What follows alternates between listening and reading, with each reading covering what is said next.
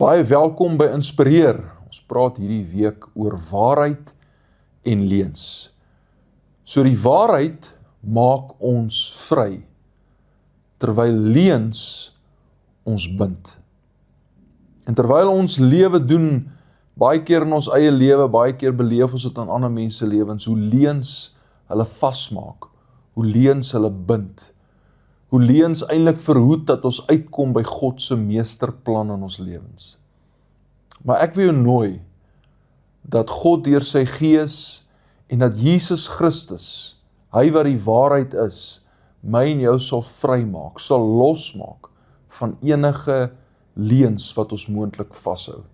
Dat ons meer as ooit tyd sal spandeer in sy woord, wat ook die waarheid is, sodat enige onderliggende leuen, wat ons wil bind, wat ons wil vashou, wat ons wil keer om God se oorvloedige lewe te smaak, dat dit sal verdwyn, dat dit nie 'n houvas op ons lewens sal hê nie, maar dat ons in waarheid lewe sal doen met die wete, hy het vir ons in stoor lewe en dit in oorvloed.